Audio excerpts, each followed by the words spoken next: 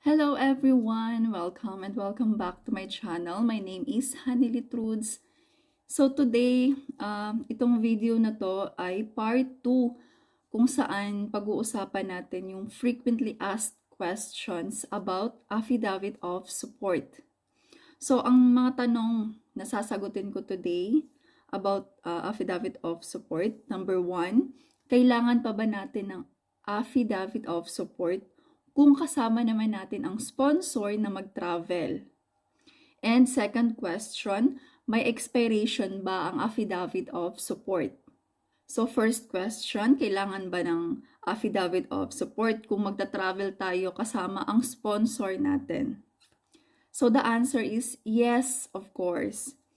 Walang exemption. Kasama man natin o hindi yung sponsor natin na mag-travel, we still need to provide affidavit of support as long as yun nga sponsored yung travel natin. Kasi po kukunin po ng Philippine Immigration yung affidavit of support natin. Kukunin nila yung document mismo. Parang i-keep nila yon for them na, for example, baka may mangyari sa atin sa ibang bansa. For example, iiwan tayong mag-isa ng sponsor natin doon sa ibang bansa, 'di ba? Mga ganong case. Alam niyo 'yun, hindi tayo susuportahan financially doon. So, anong mangyayari, 'di ba? Kaya naman yung Philippine Immigration, kailangan, gusto nila na may panghawakan din sila na, for example, may mangyari sa atin, may contact information sila ng sponsor natin. And also, para may documents sila na hawak to prove na, alam mo yun, na nag-promise yung sponsor natin na susuportahan tayo in our travel. It's a legal document na i-keep ng immigration para sa mga possible na risk na mangyari sa atin sa ibang bansa. So, it's for our own good. Kaya naman, kailangan talaga natin ng document. Kailangan talaga ng legal na document, ng affidavit of support, to prove na may susuporta sa atin financially during our travel. So, kahit nakasama natin yung sponsor natin, we still have to provide. We still need to provide kung ano-ano man yung mga documents na kailangan for tourist or kung ano man yung purpose ng travel natin. Hahanapin pa rin nila yon, lahat ng documents na kailangan. Kasi nga, kailangan talaga natin magpakita ng, or kailangan talaga natin mag-provide ng legal documents na legal yung travel natin. So, same documents pa rin yung dapat nating ihanda during our travel, kahit nakasama natin yung sponsor or hindi man natin kasama, the same documents lang. So, sa mga nagtatanong kung ano-ano yung mga documents or requirements for tourists, I have a video about it.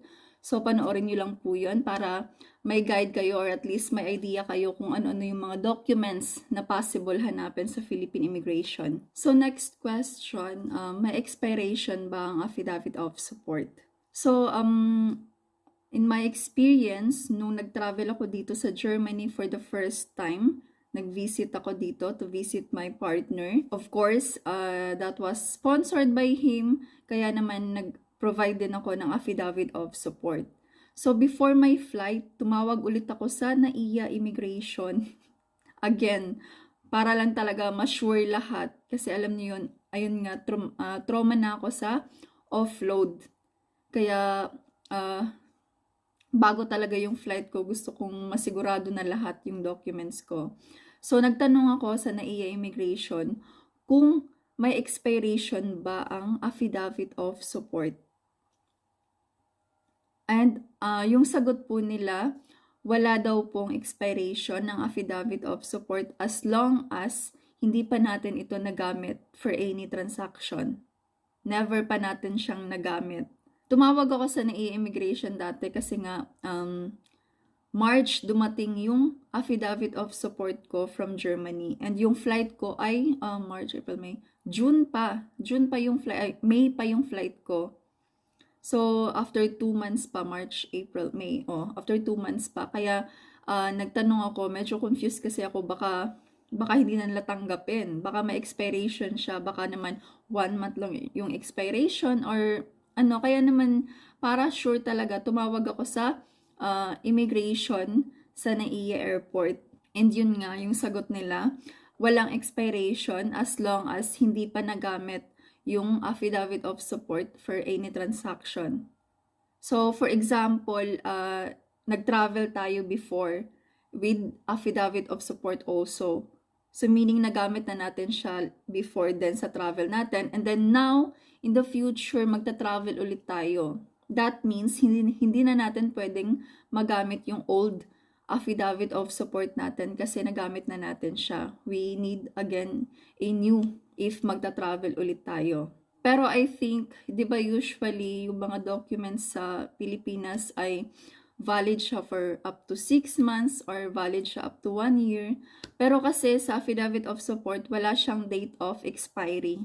Pero to be sure talaga, bago kayo kumuha ng affidavit of support, I think mga 2 to 3 months before your flight, pwede na kayong mag-process pwede na mag-process yung sponsor nyo ng affidavit of support para sa inyo.